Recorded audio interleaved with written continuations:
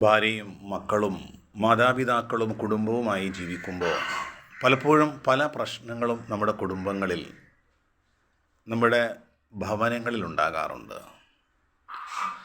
അത് സങ്കീർണമാകാതെ ആ ചെറിയ ബിൽഡിങ്ങിൻ്റെ ഉള്ളിൽ സമാധാനവും കുളിർമയും എങ്ങനെ ഉണ്ടാകണമെന്ന് അള്ളാഹുവിൻ്റെ റസൂൽ നമ്മെ പഠിപ്പിക്കുന്നുണ്ട്.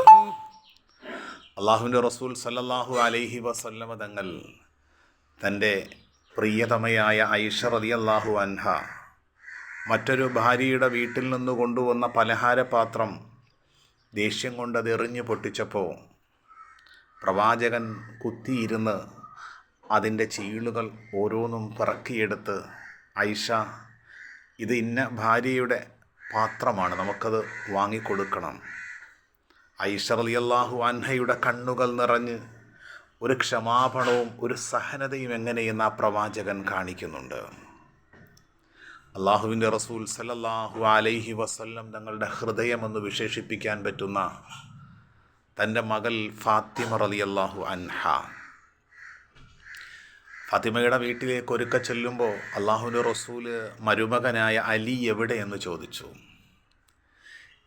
എന്തോ ചില സംസാരവും പിണക്കവും കാരണം, പെട്ടെന്നൊരു പിണക്കം കാരണം അദ്ദേഹം മദീന പള്ളിയിൽ പോയി കുറച്ചു നേരം അവിടെ കിടക്കും.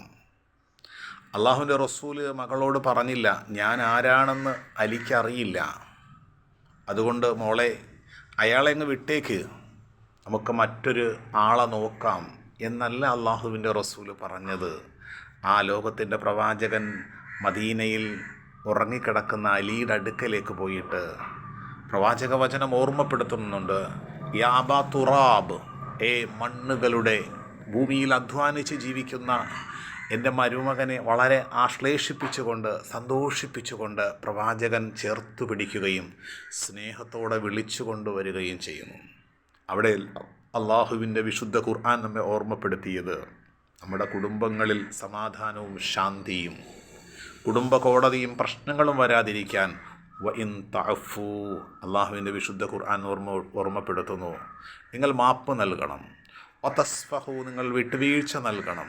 വതഗ്ഫിറു, നിങ്ങൾ പുറത്തു കൊടുക്കണം. ഭാര്യയ്ക്ക്, മക്കൾക്ക്, മരുമക്കൾക്ക് ഒക്കെ വിട്ടുവീഴ്ച ചെയ്യാനും മാപ്പ് ചെയ്യാനും പലതും കണ്ടില്ല എന്ന് നടിച്ച് ചേർത്തു പിടിക്കാനും കഴിയണം. അപ്പോഴാണ് നമ്മുടെ ആ വലിയ ബിൽഡിംഗ് ഉണ്ട് എന്ന് പറഞ്ഞിട്ട് അർത്ഥമില്ല, ചെറിയ കുടിലാണെങ്കിലും സമാധാനവും ശാന്തിയും നമുക്ക് കൈവരിക്കാൻ കഴിയും.